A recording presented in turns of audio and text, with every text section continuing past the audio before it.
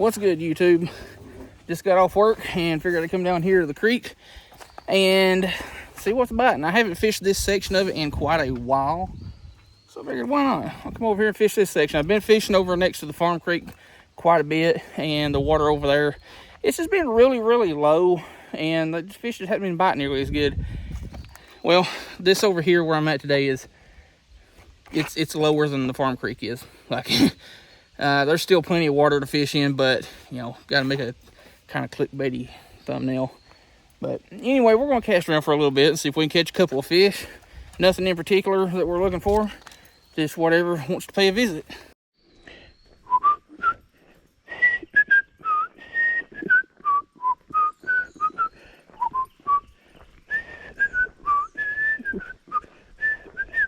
If you don't know that little jingle, stop watching this video and go watch at least 2 solid weeks worth of Andy Griffiths. That is your homework.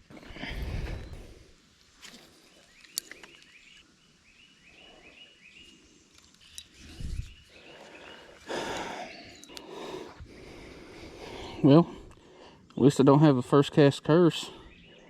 Maybe that's the only snag that we get this afternoon.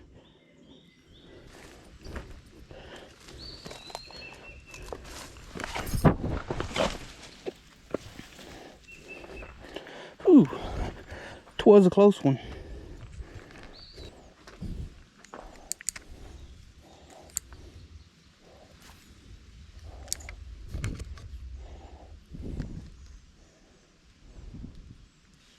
Hey, we finally caught something.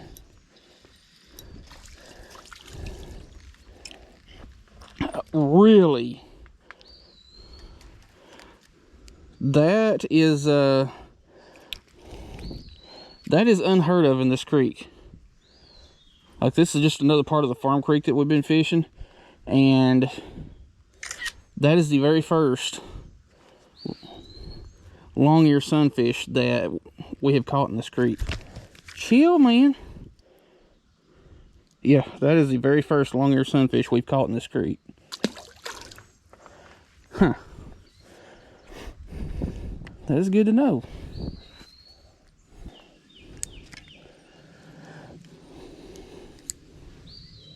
Alright, when it comes to shooting docks and stuff like that, I am terrible, so hey, that worked out better than I thought. Oh, that's a fish. I thought it was a stick that I'd run into. So there are fish still in this creek. Nice little red. Like, this creek is so far down, like right now. Whoop, belly flop, sorry. Oh, we got something nice here. Hey, third species of the day. He just barely hooked too. That's warmouth. You know, a lot of people would really... A lot of people would consider that or call that a rock bass or a perch or a black perch or whatever. This is not a perch or a rock bass. Yes, it has red eyes like a rock bass, but rock bass and warmouth are completely different fish.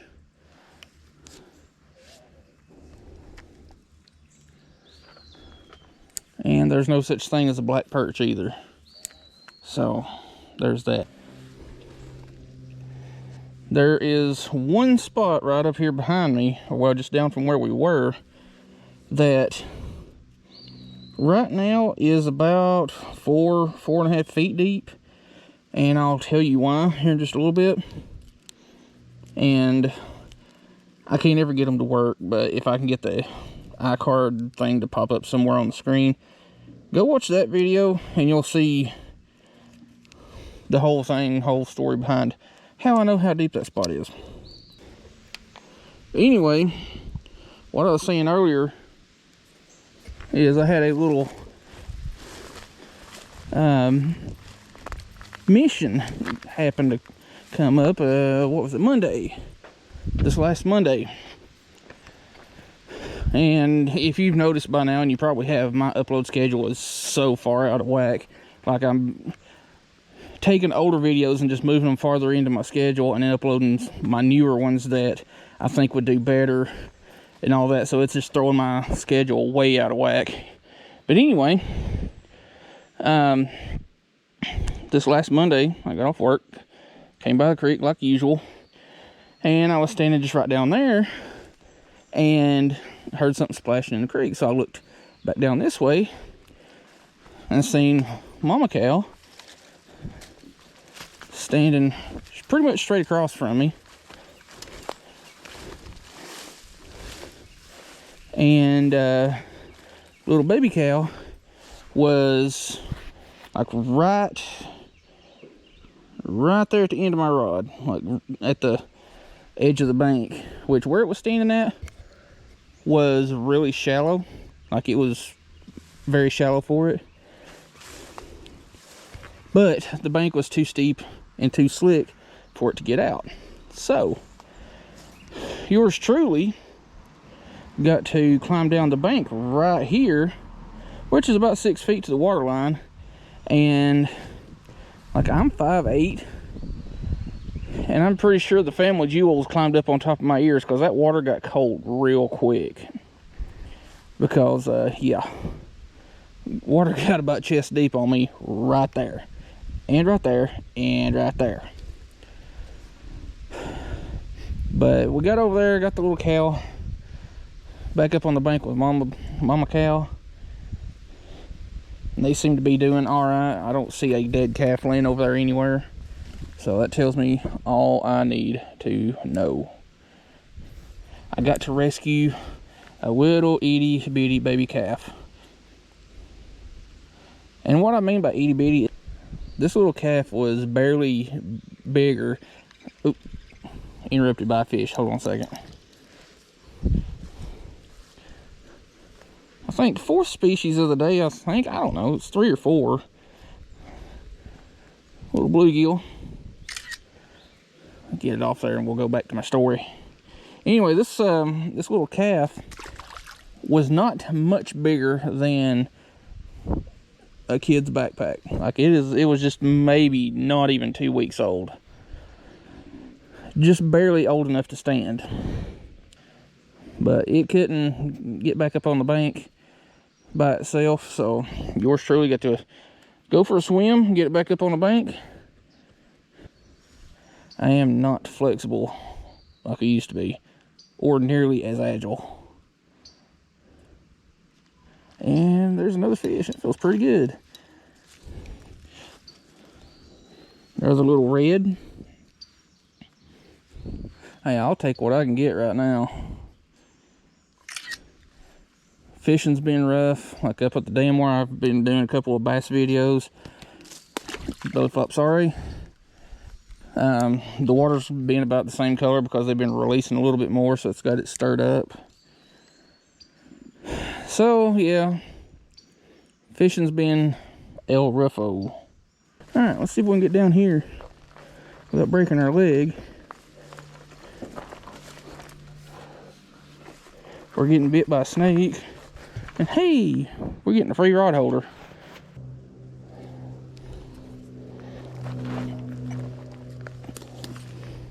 It's in actually pretty good condition too. One of those collapsible fork style ones. It's full of water is what it is. I'm gonna set you right there on that rock for a minute. I found a bunch of fishing stuff along the river several years ago. It was probably $25 worth of stuff. Circle hooks, bobbers, swivels, all kinds of stuff. And I had posted about it on one of the catfishing forums on Facebook, and somebody was like, you should have turned that into police and tried to get it back to its rightful owners. I was like, look, you have no idea how many catfishermen live around here. Half the county is going to claim that. Plus, that ain't worth the law enforcement's time and trouble. Ooh.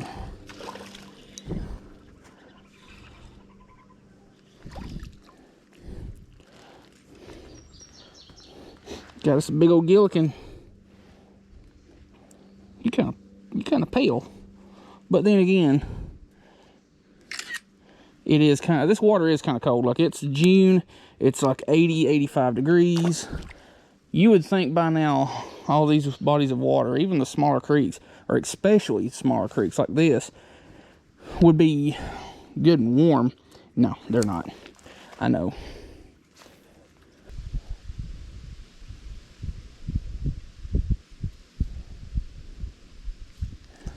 Darn it.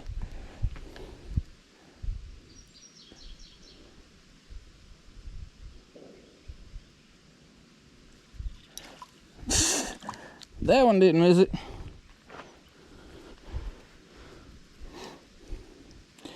Pretty little bluegill. I don't like bluegill.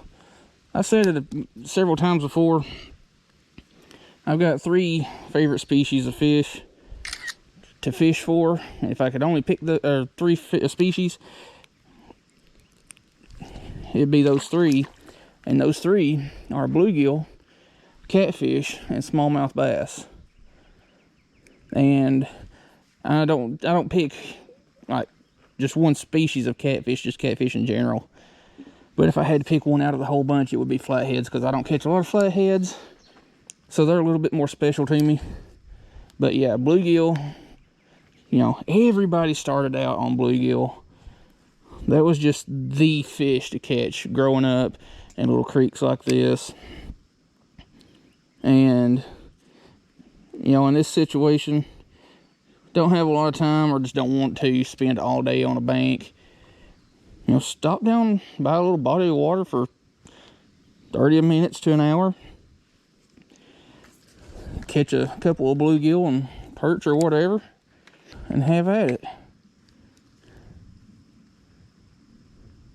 It's how a lot of us grew up, is just standing on a creek bank catching bluegill and bass and stuff. Oh, missed one right there. I got another one. Ooh, you muddy. Give you a bass. Another little gillikin. Itty bitty one. You know, one of these days I'm just going to say screw it and get a fish tank and put a couple of small bluegill in there. One of these days.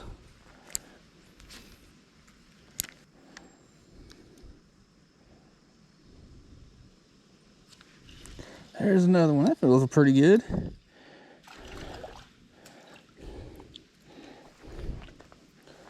Another little gill. Well, he's back in the water. It counted. We touched it.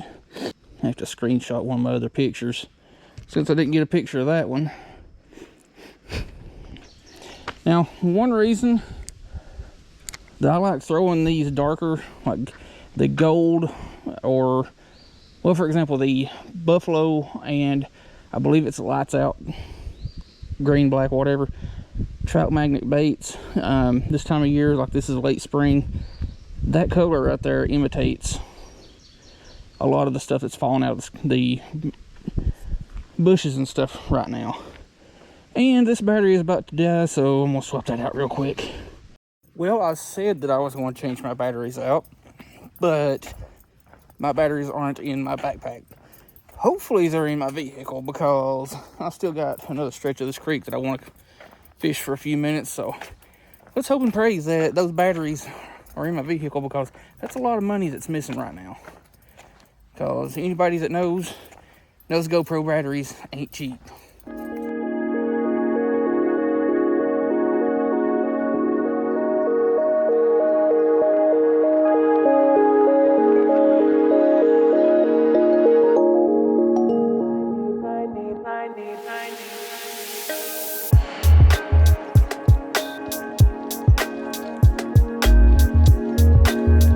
About it, when it comes to GoPro batteries, you want to get the nicer ones that you can find, because when I first started out using a GoPro Hero 5 and 7, I was buying the absolute cheapest batteries that I could find on Amazon, which I think was the Numoa brand.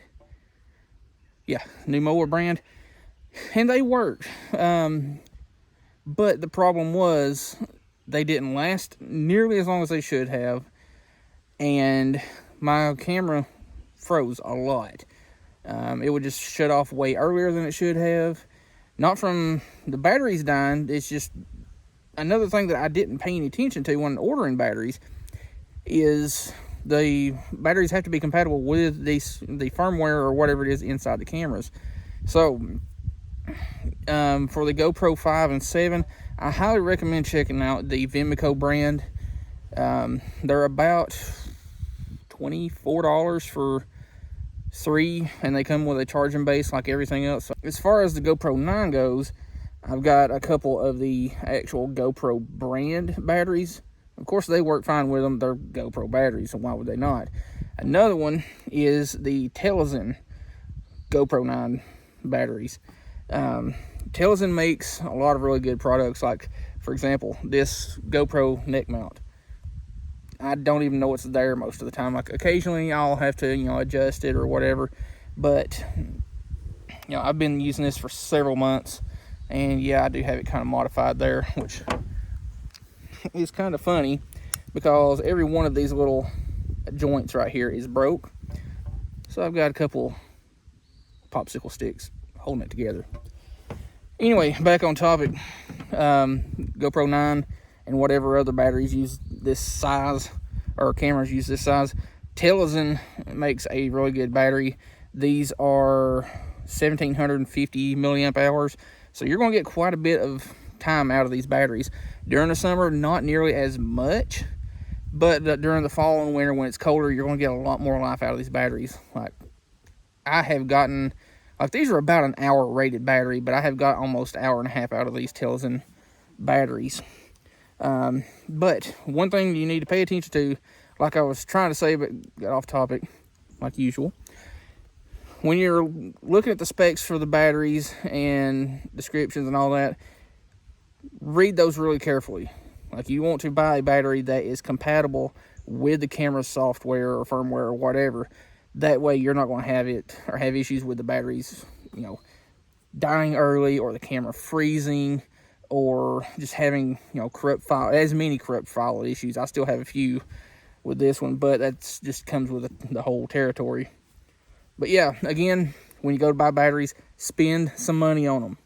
Get GoPro brand, or some of the higher end brands like Tellin, Wasabi, or Wasabi Power, I should say. They're really good batteries. They're compatible with the GoPro software and won't give you as many issues. Now, which one of these did I pull out of my camera that was dead?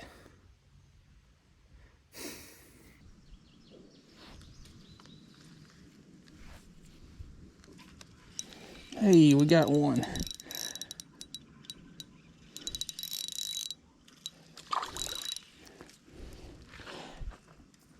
I was in the middle of fighting off a skeeter, or a buzzard as they're actually called here in Tennessee. It was kind of trying to kamikaze my ear. A little bluegill. Ooh, belly flop, sorry.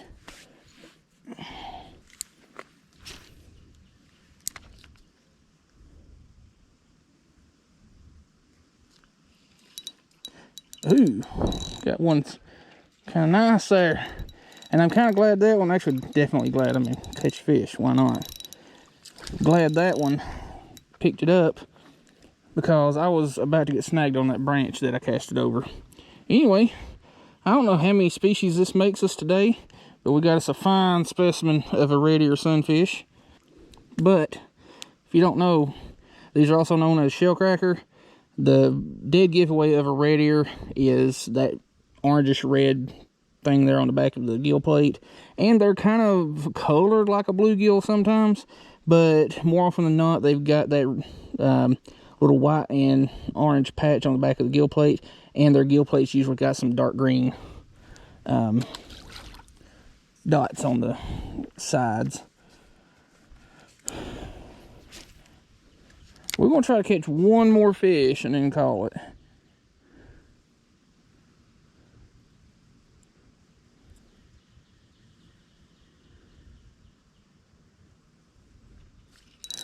And there it is.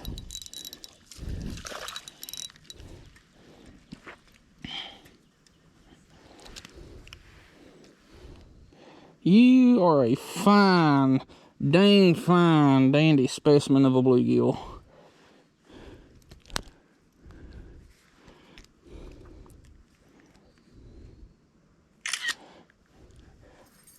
I can't say it enough. I use bluegill a lot as catfish bait. Belly flop, sorry. But I just like catching bluegill. Well, y'all, we caught fish. Nothing spectacular. I think we caught like 4 or 5 species. So bluegill, red ear, red breast, warmouth. I think there was one more. I ain't sure. But anyway, we're upstream from the farm creek. It's the same creek, just a different section. I figured I'd come up here because farm creek's kind of low, and me being the bucket of loose nuts and bolts up there that I am, like, hey, maybe there'll be some deeper water over here. There ain't. Yeah, there's hardly any water in this creek, as y'all can tell. It's a couple feet deep, or a couple feet lower. But anyway, just got off work, like I was saying. Wanted to come get some fish on a hook and kill some time, make a video, and that's what we did. We caught a couple fish, and that's all that matters.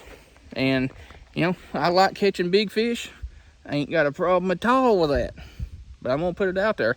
I would rather catch a bunch of fish or a bunch of little fish instead of a couple big fish. You know, I'm one of those type of fishermen where if I get out and start fishing, if I ain't getting bites and catching fish pretty regularly, I get bored really quick and want to go home. Another little after work session. Hope y'all like this video because I've been rambling on long enough as it is. Thanks for watching.